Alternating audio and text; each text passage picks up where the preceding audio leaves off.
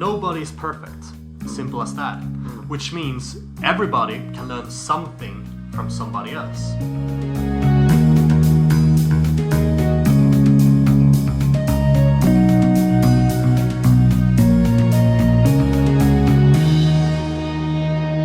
Welcome to Habithon's podcast. Today there is no Gustav around. It's just me, André, and of course, if you're new here, I'm one of the co-founders of Habithon, a self-development site for young adults that wants to build better habits and take control of their lives. But I am actually not all by myself. You're not? No, I have a special guest here. Who? That might be you, Max. Max is my old friend from high school, but that's not why you're here, mainly. Well, friends is quite a stretch. Well, okay, but we know of each other. Yes, I can accept that. You're a fanboy of the podcast, and you. No. Soon to be, maybe. No, but I asked Max to come because he's a former soldier in the Swedish army and has been that for 5 years. And apart from missions in Africa, he has won the Swedish main battle tank championship and also a silver medal in the Strong European Tank Challenge. So that makes you sort of a war veteran, Max. No, I wouldn't really say war veteran. That's quite far of a stretch there. If you compare, but I've seen a lot of stuff. But if you compare to me, then you're definitely a war hero. Well, compared to you, a lot of people are war heroes. Man, he's already roasting me and it's not been like 2 minutes in.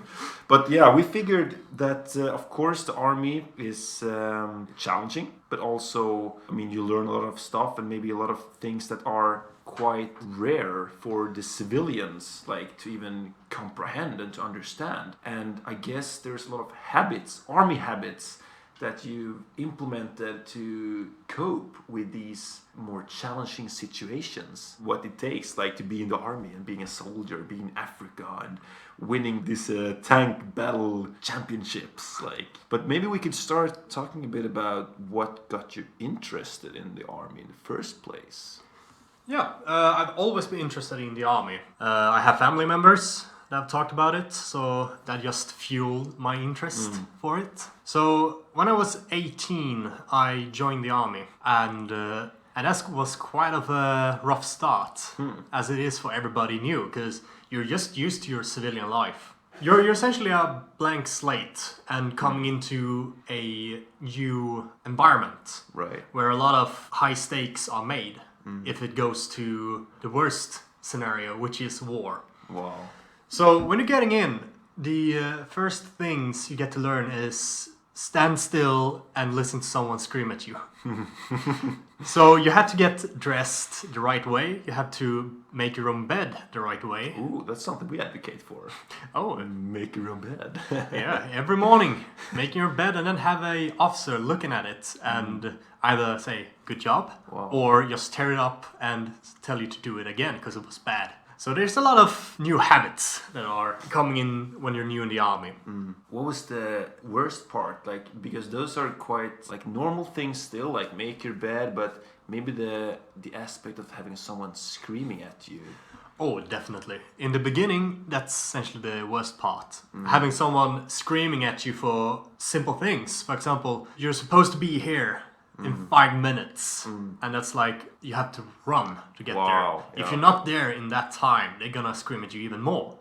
So all this new stress and these new situations your 18-year-old mind is getting through is mind-shattering in a way. Wow. Because a whole new level of environment. Right. I will not scream at you here, Max. I will talk gently to you. Oh, or I could scream if that makes you more comfortable, though. No, it's fine, it's fine. You know, after... We have 5 more minutes! Oh, it's a whole afternoon for me now. Nice. No, but in the beginning, that was the hardest part, having somebody screaming at you. But after 2-3 weeks, it was the norm. Everybody did that.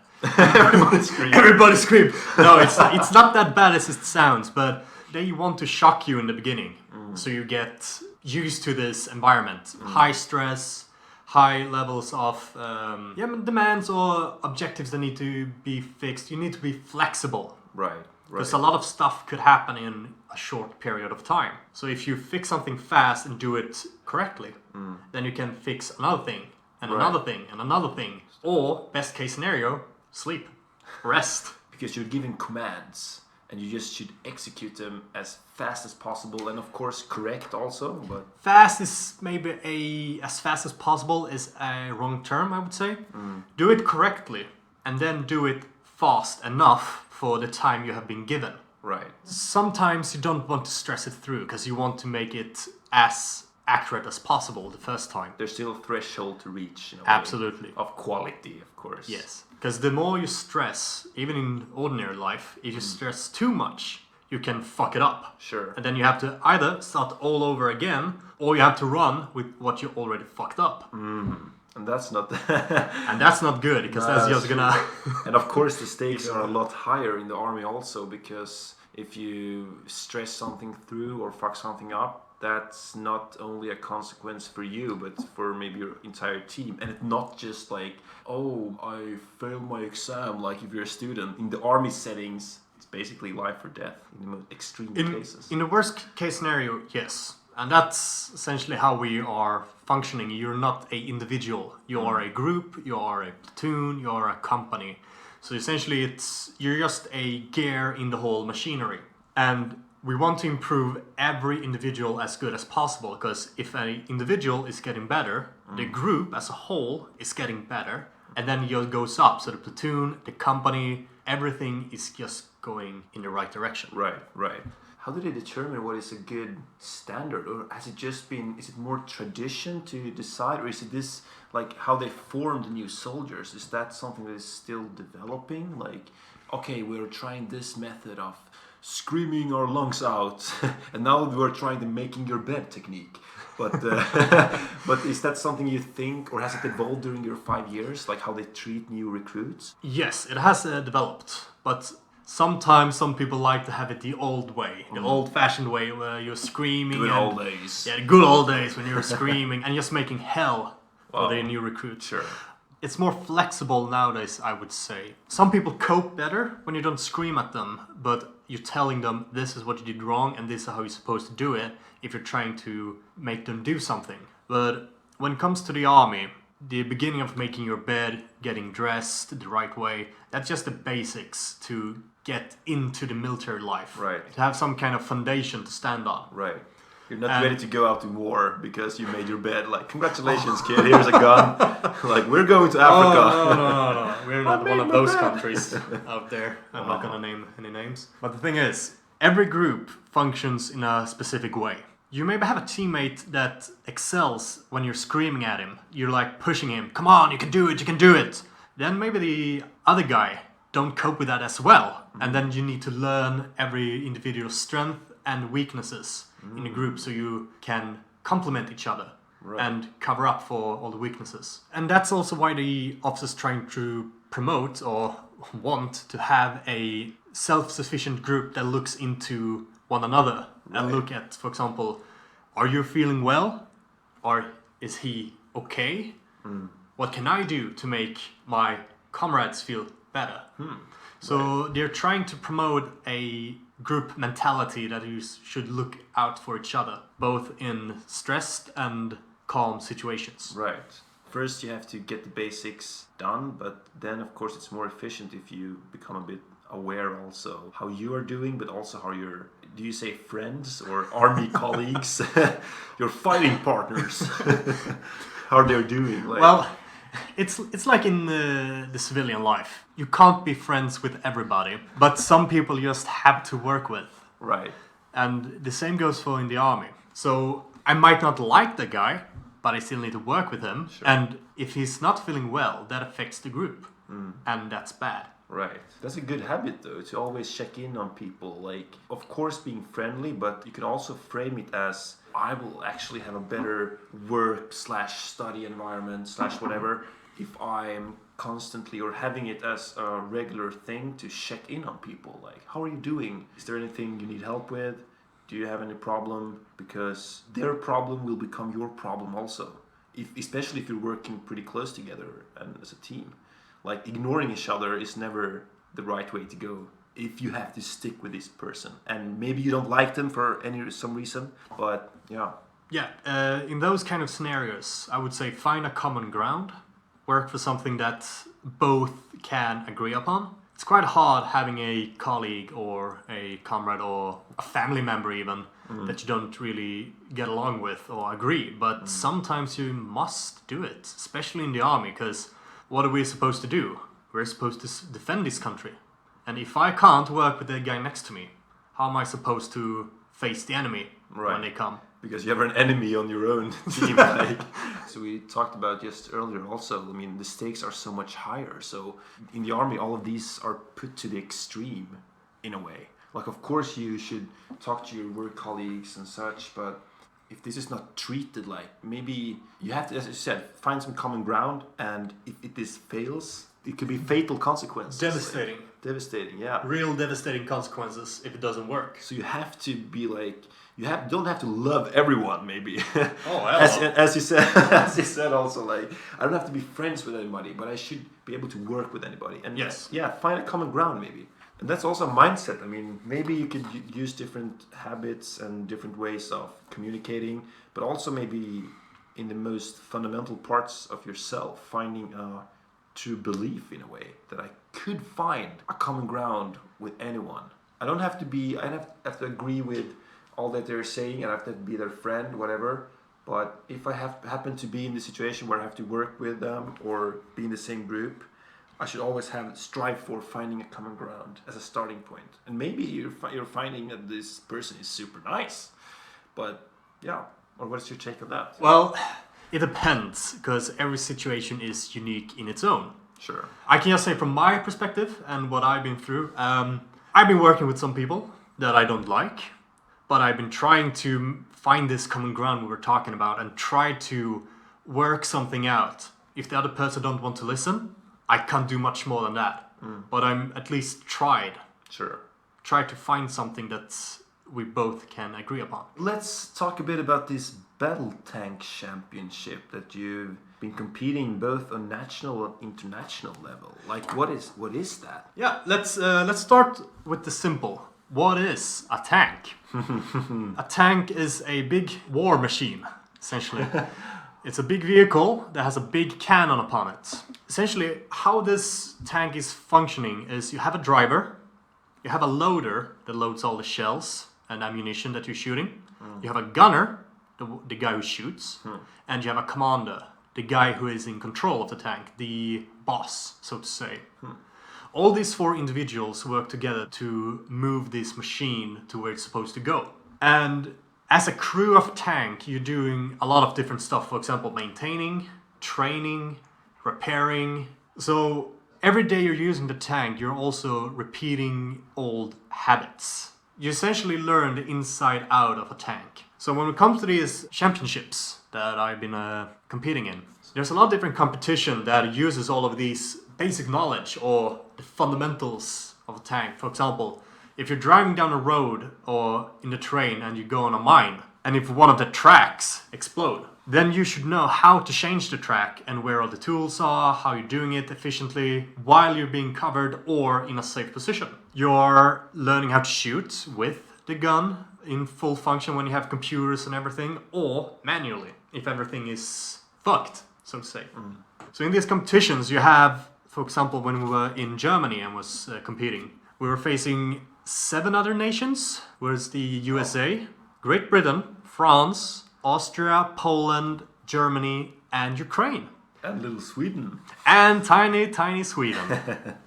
And the funny thing is, when we first arrived, everybody was like, oh, Sweden, they can't do anything. What do they have? Right. They have Max Karlsson. They have behind me. the steering wheel.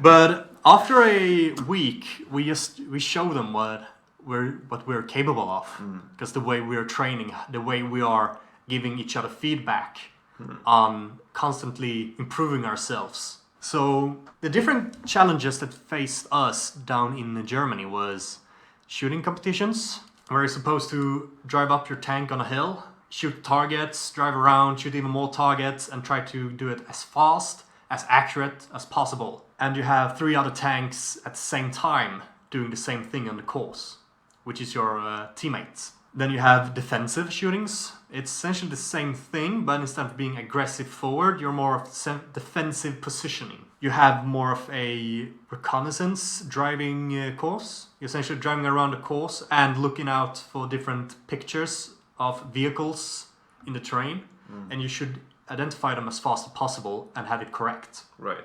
You have a shooting competition with pistols, because that's one of the small arms fire that the crew could have to defend themselves.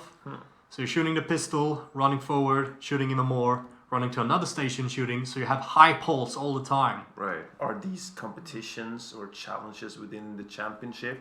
Are they trying to resemble the real life, like a real situation, or are they gamified in a way? Or you're using the skills in the real life too.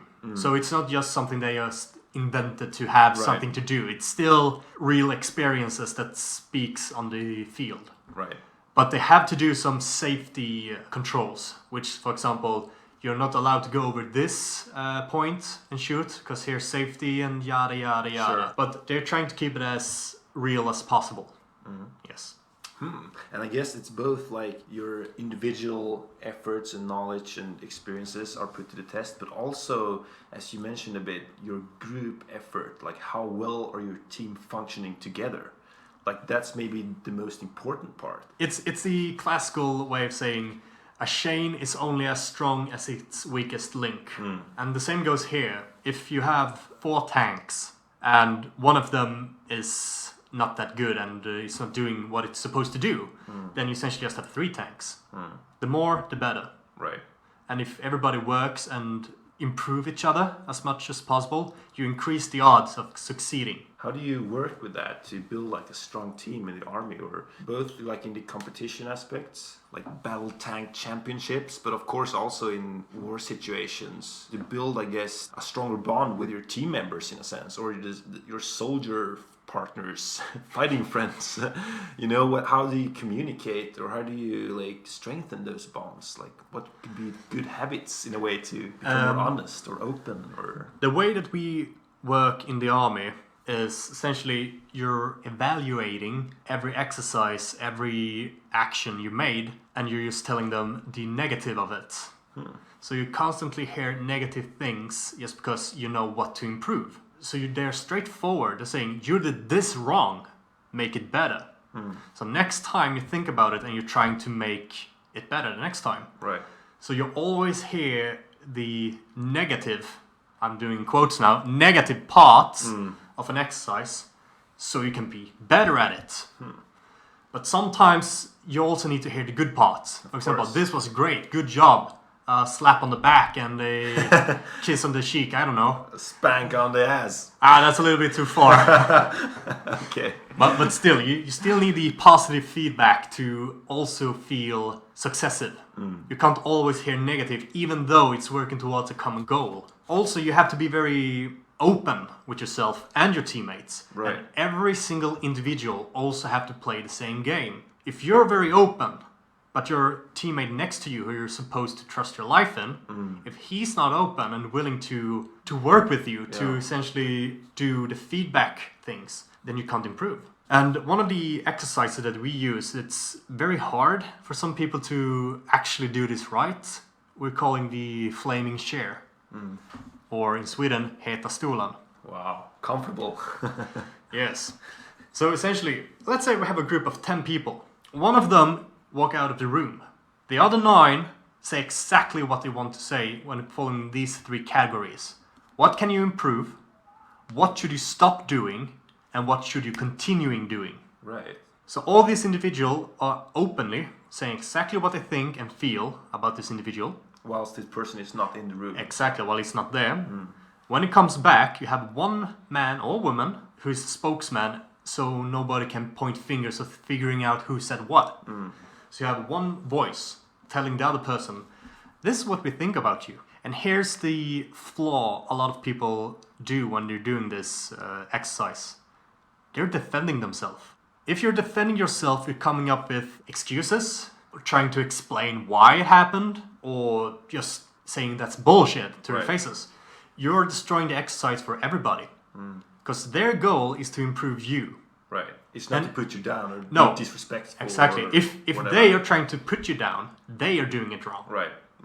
So everybody needs to be on the same page. So after they have told you all of this, then it's up to you as an individual to find exactly what can I work with. Maybe some of the things it's not accurate in your head. Like, nah, I don't think this is as serious as they're trying to say. But on the other hand, this thing, I never thought about it. Maybe I should change it. Yes, I should change it. Right. And when he's done and heard everything about him, the next person goes out. Wow. And then you do this all around. So every single individual has done it. This is so interesting, man. That's one way to actually increase the development of the group.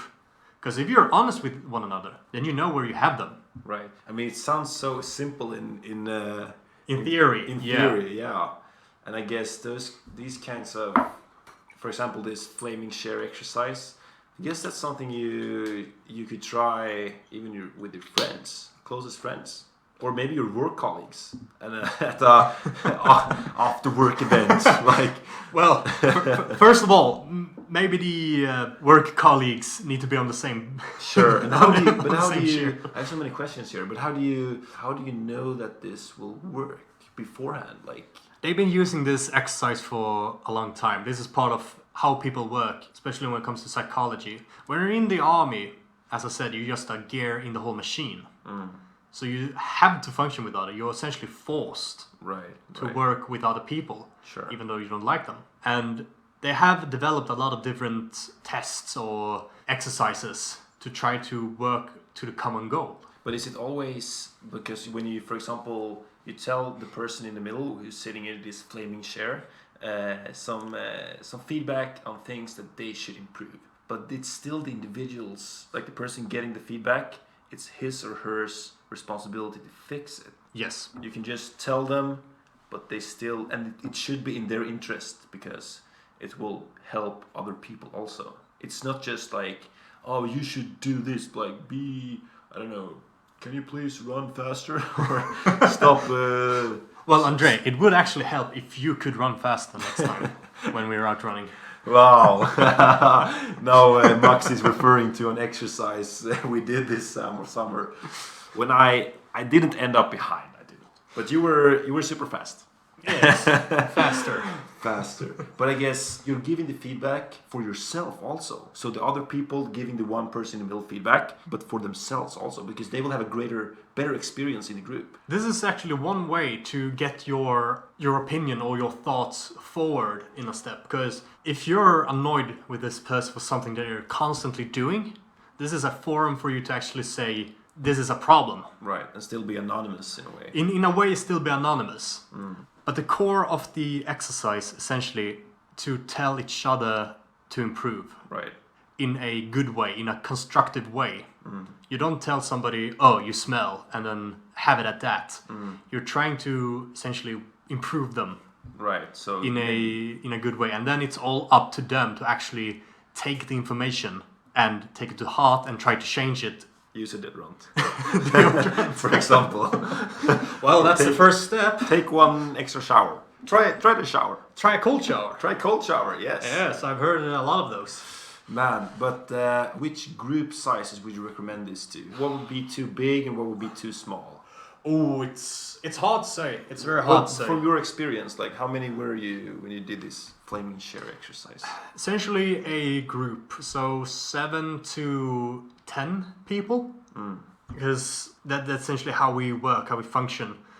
And in the tank, sure, you're just 4 people, but then you're a platoon, which is 4 times 3, and then plus your extra bosses. So you're still more people, so you're still around the 10 mark. Are the bosses also participating in this flaming share exercise? They should. You can choose if you want to have the bosses there or not. It could be good, because then you also have a chance to tell them the side of, for example, the workers or the soldiers' point of view. Right.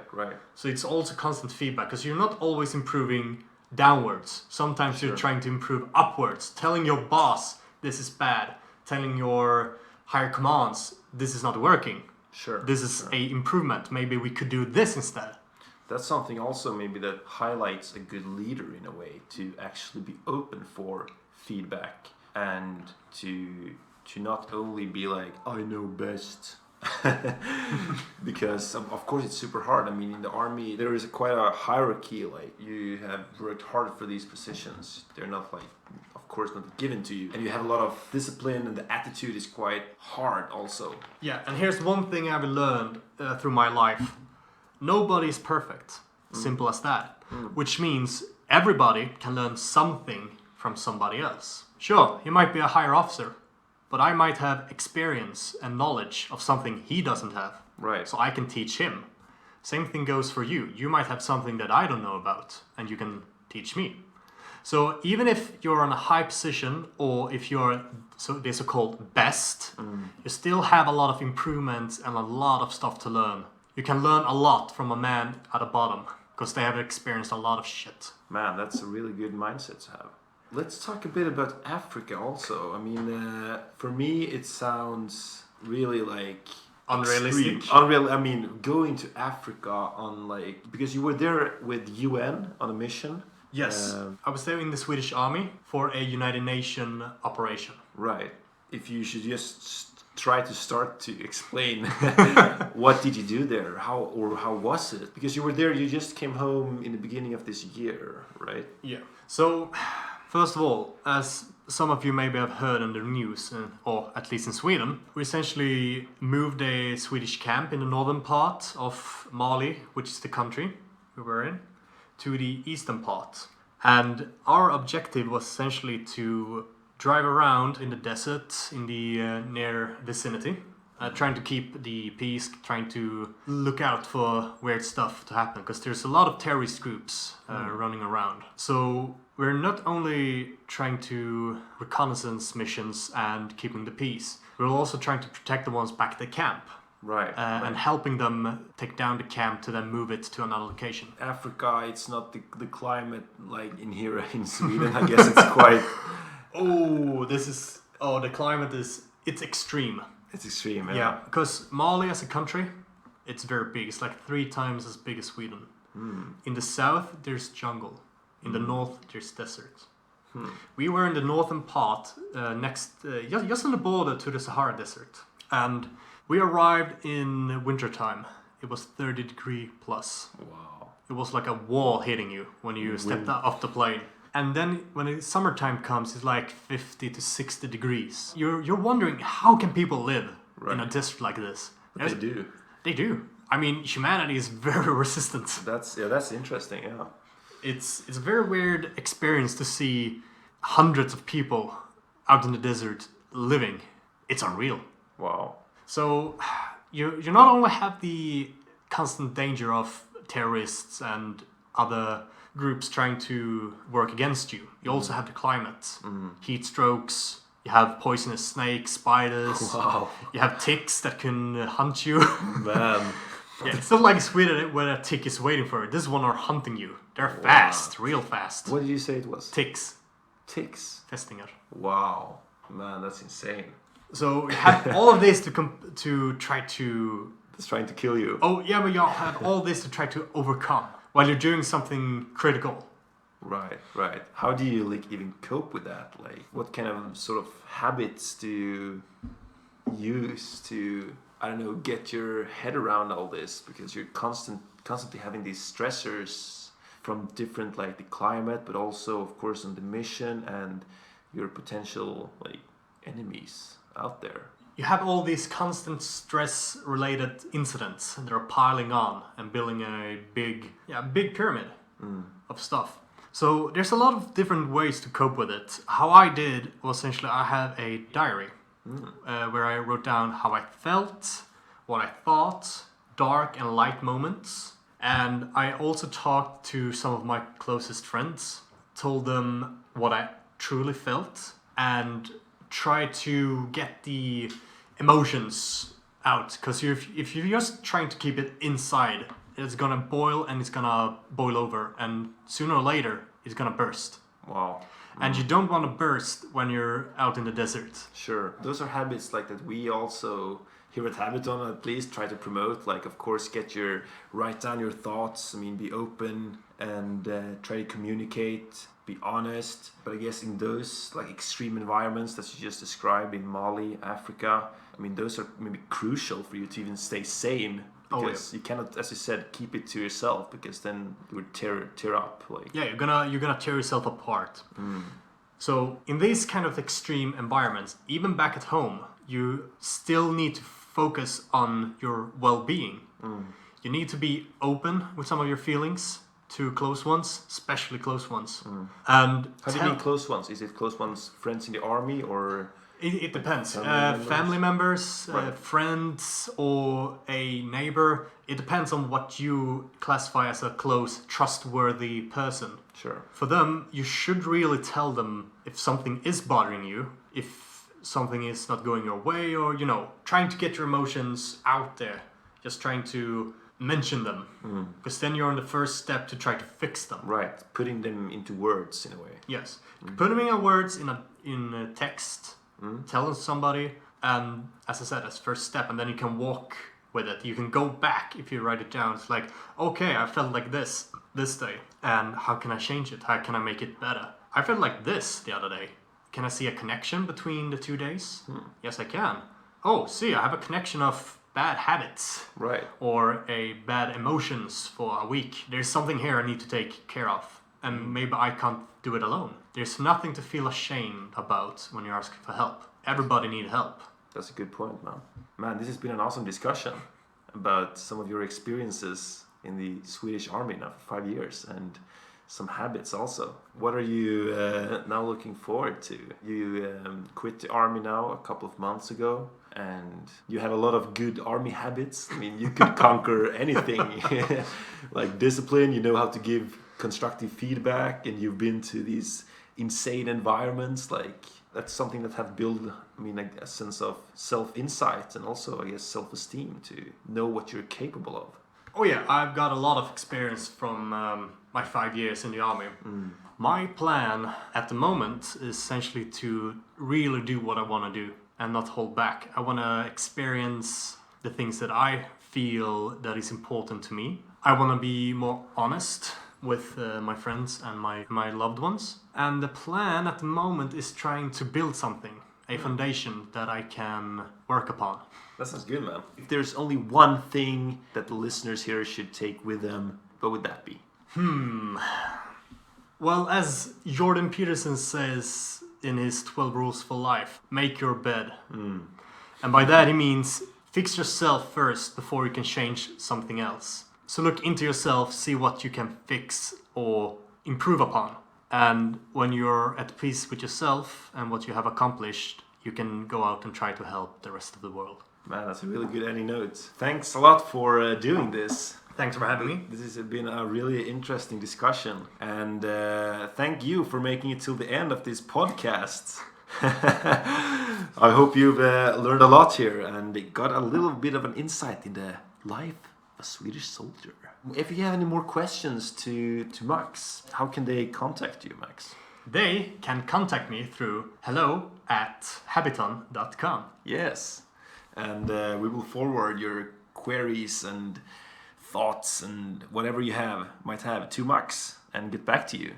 So, I just want to end this podcast with mentioning a bit about our freebies. I will link them in the description of this podcast. We have, of course, the 5-day Habit Builder Bootcamp. Learn the science behind good habits, what habits to develop for fastest results, and also how to stay committed over time. And also our 7-day morning routine guide. Learn how to wake up on time and feel motivated in the morning. Both of these freebies have a link in the description.